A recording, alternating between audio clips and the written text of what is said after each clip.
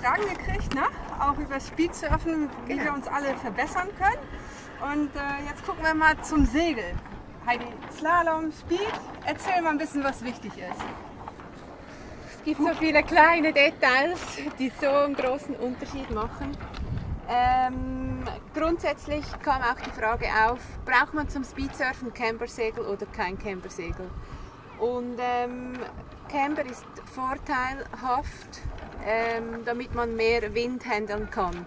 Man kann mit Camber viel eine größere Windrange, also das heißt auch im überpowerten Bereich fahren. Und das Segel bleibt stabil und man kann es besser handeln. Also die Stabilität, vor allem bei einem überpowerten Bereich, ist mit Camber von Vorteil. Oben. Genau, lass uns mal hier unten anfangen.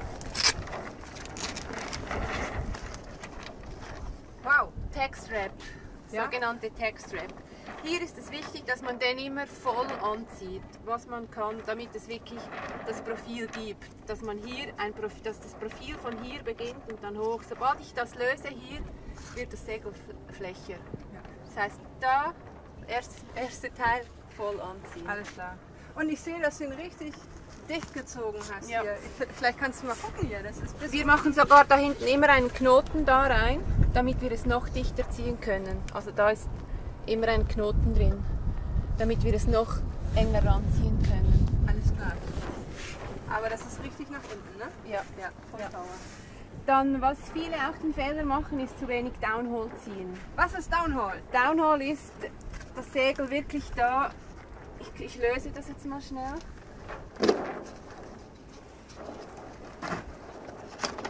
Da runterziehen. Okay. Wir haben da jetzt ein bisschen Spatzung, damit ich alles ein bisschen zeigen kann, aber da runterziehen. Das heißt, Downhole ist wichtig, damit das Segel im oberen Bereich arbeiten kann, dass Genau. es das sogenannte Loose Leach gibt. Und wenn man es zu wenig hat, was passiert dann? Wenn man es zu wenig hat, dann kann das Segel oben nicht arbeiten. Alles klar. Das heißt, wenn ich schnell zeigen darf, jetzt beim Patrick-Segel, wir brauchen Loose Leach bis hier. Von hier muss es beginnen. Oberhalb vom Schriftzug, wo schwarz-weiß endet, ab da, wenn man von unten rein filmt, sieht man, dass es ab da beginnt zu arbeiten. Cool. Wenn man zu wenig zieht, ein Segel, und es zu wenig Loose Leach gibt oben, dann ist das Segel stabil, zu flach. Das heißt, es ist nicht kontrollierbar, vor allem wenn Böen reinkommen. Das kann zu wenig arbeiten, weil ein Segel muss oben arbeiten können, damit man auch Böen gut handeln kann, schlussendlich im Feeling. Ja. Und dann haben wir auch viele Fragen gehabt über den Gabelbaum. Wo muss er sein? Oben, unten, in der Mitte? Das ist eine gute Frage. Das ist schlussendlich personenabhängig und segelabhängig. Jetzt bei den Patrick-Segeln fahren wir grundsätzlich den Boom höher. Okay. Zum Beispiel bei den Neil Pride-Segeln ist es ganz anders. Die bin ich ja auch im Speed-Bereich gefahren und im Kanal. Da kann man den Boom als Frau sowieso, respektive als kleine Person, den Boom ganz nach unten tun. Und bei meinem Segel, das habe ich ja dir abgekauft, viel zu hoch für Speed. viel zu hoch. Ja. Echt auf Ja. S. Wirklich runternehmen, weil je tiefer der Gabelbaum, je mehr Kontrolle hast du. Genau. Alles klar. Und die finde ich ziemlich lang. Genau, das ist jetzt die Gabel von Christian. Ja. Christian fährt extrem lange Tampen. Aber er ist ja auch ein Riese. Ist auch viel größer, genau, und er hat ganz eine andere Hebelwirkung. Ich habe immer Vario-Tampen, 22 bis 28, und dann je nach Wind, Winkel etc. verschiebe ich die Tampen. Ja. Oder Und verstelle ich die Tampen. Gibt es da noch eine Regel, wie weit die hinten stehen müssen oder wie weit vorne? Das muss man selber spüren, wo das der Schwerpunkt ist. Grundsätzlich, ich persönlich habe immer 7 Faust Abstand. Das heißt von hier 7 Handbreiten Abstand. 7, ich. Okay, gut. Und hier zwischen? Egal? Es scheiden sich auch da die Meinungen. Genau. Man muss sich wirklich selber wohlfühlen. Je enger, je schwieriger ist es zu fahren. Je weiter, je mehr Stabilität hat man, aber zu weit ist auch nicht okay, weil dann stimmt das Ganze, der Druckpunkt vom Segel nicht mehr. Das ist ja auch ziemlich locker. Genau. Locker vom Hocker. Genau, es gibt auch da verschiedene Trim-Situationen. Das heißt, wenn ich auf einem Downwind-Kurs fahre, das heißt wirklich tief, dann habe ich da hinten voll locker. Das heißt, ich kann es so überprüfen, wenn wir da vielleicht mal reinfilmen können. Es muss so locker sein, dass das Segel an der Gabel ankommt für Downwind-Kurs. Weil der Wind kommt jetzt zum Teil dann schon fast von hinten und es muss mich wegpushen können. Das heißt, das Segel muss ein Ballon sein und so viel Wind wie möglich eigentlich auffangen können. Genau. Je mehr am Wind, hart am Wind oder Halbwind man ist, umso flächer zieht man hier. Das heißt, das Segel bei Halbwind muss die Gabel nicht mehr berühren, weil wir dann hart am Wind fahren und wir Vortrieb haben wollen nach vorne. Das Segel muss dann nach vorne ziehen und je weniger Profil, je mehr zieht es mich nach vorne. Das beim Halbwind. Also Halbwind ein bisschen mehr anziehen, Downwind voll locker lassen. Alles klar. Du, und dann haben wir ja auch noch Fragen gehabt. Untere oder übere, welche benutzt man? Slalom, Speed, ist da noch ein Unterschied? Auch da, obere Loch oder untere Loch ist schlussendlich personenabhängig. Man sagt aber, man sagt nicht nur, es ist so, das untere Loch hat man dann, wenn man überpowered fährt und das Segel noch mehr arbeiten kann. Wenn ich unten einhänge, hat das Segel diesen Platz hier, um noch mehr oben arbeiten zu können. Kann man jetzt sagen, je mehr Wind unten, je weniger Wind oben? Grundsätzlich ist das die Faustregel, ja, weil das untere Loch wird dann gebraucht, wenn das Segel noch mehr arbeiten muss, das heißt noch mehr verzeihen muss, weil eben noch härtere Böen ins Segel reinkommen, damit es noch mehr aufmachen kann oben, dass es einem nicht gerade überzieht. Genau. Und je weniger Power, nicht ganz so überpowered, dann kann man oben fahren, dass das Segel mehr Druck aushalten kann und nicht gleich öffnet. Also was Heidi gerade macht, ist uns zeigen, dass das der Loose Leech ist, oben, im oberen Teil. Jo. Heidi, ja, ich hab Soll auch ich so... dir auch eins geben? Natürlich. Aber wenn ich jetzt zum Segel gucke, Frauen, Männer, Gewicht, Länge, ist da noch ein Unterschied zwischen Frauen und Männern oder ist es wirklich Gewicht, Kraft, die wir haben und Postur oder wie heißt das auf Deutsch?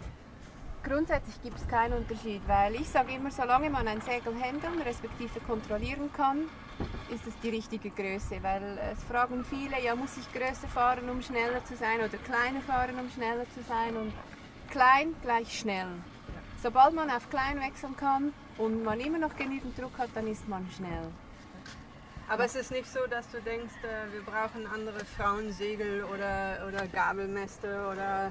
Nein, gar nicht, weil schlussendlich ist jede Marke ein anderes Segel. Genau. Ich bin vorher im Speed-Bereich Nilpride gefahren und Nilpride ricken wir die kleinen Segel 4852 mit RDM-Masten auf. Ja. RDM-Mast gibt mehr das Gefühl, schlussendlich ein Freeride-Segel in der Hand zu haben. Es ist noch einfacher zu kontrollieren, vor allem in starken Böen. Ja. Aber das muss man gerne haben. Schlussendlich ist es wirklich eine Frage, hat man es gerne oder nicht. Patrick kriegt man alles mit SDM-Mast auf, das ist ein bisschen stabiler. Vor allem in den Böen macht es nicht sofort auf. Und schlussendlich ist es wirklich eine Frage, hat man es gerne oder hat man es nicht gerne, ob RDM-Mast oder SDM-Mast. Ja, ich war ja zufrieden mit meinem Riggen. Aber vielleicht kannst du da noch mal was zu sagen. Wo gibt es noch Verbesserungen? Erste Frage, willst du das Segel für Speed oder für Slalom fahren? Ja, Speed natürlich. Ich bin hier. Gut, also dann fangen wir wieder unten an. Ja. Du hast 0 Profil da im Segel. 0. Was heißt das, wenn du das hast? 0 Profil heißt, da ist flach. Ah, okay. Das heißt, hier Tackstrap voll anziehen. Du siehst, jetzt bist du aber hier schon fast am Ende. Ja. Das heißt, wir machen da hinten auch einen Knopf rein. Ah, ja.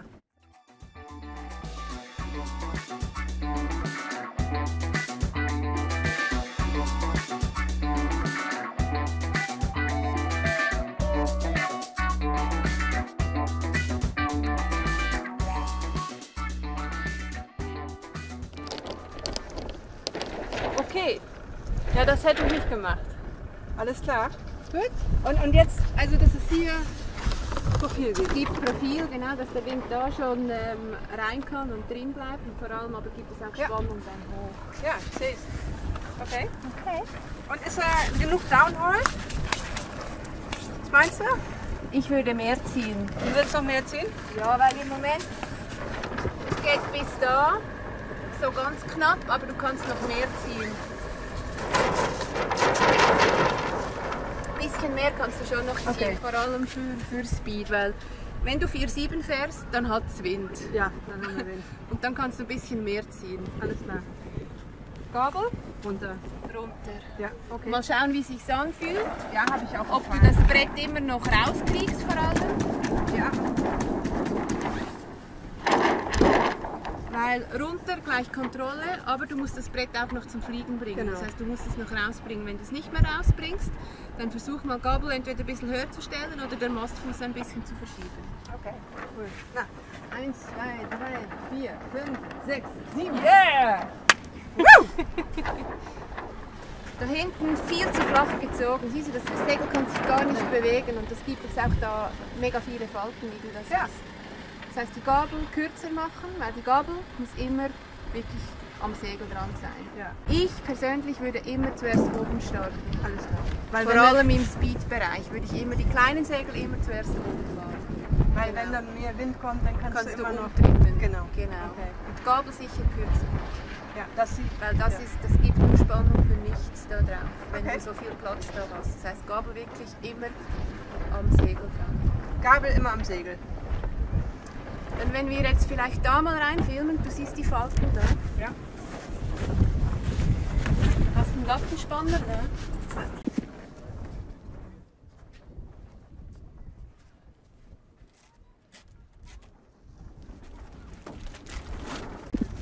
So? Siehst du? Ja, ich sehe deine Haare. Darum habe ich nie einen Pferdeschwanz, Ach so. weil die mir immer in den Weg kommen. Alles klar. So. Und jetzt, wenn du da rein siehst, ins Segel rein, Katastrophe, siehst du das? Katastrophe. Viel zu viele Falten. Genau.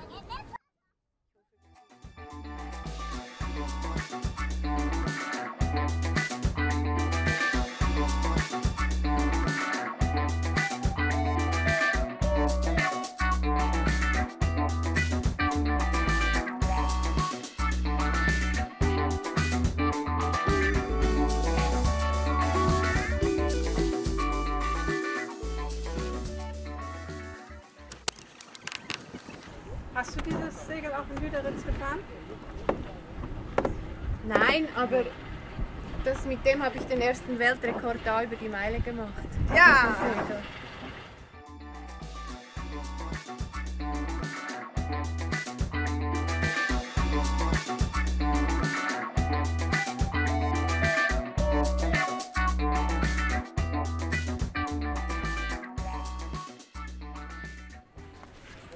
Jetzt siehst du, wenn du da rein filmst wieder, Oh ja, film mal hin. sind die Falten eigentlich fast weg. Fast. Nein. Zumindest viel besser als vorher. Besser. Ja. Super, Heidi. Ja, super. Echt Wind, jetzt brauchen wir nur noch Wind. Wind. Ja, danke Heidi. Echt super viel gelernt. Waren auch viele Fragen. Ich hoffe, dass wir viele Fragen auch mitnehmen konnten. Jetzt bin ich eigentlich neugierig, ob dein Christian, unser Beachboy, uns nochmal eben den richtigen Stance zeigen kann. Genau, weil Material ist jetzt gut, jetzt müssen wir nur noch wissen, wie wir draufstehen müssen. Genau. So.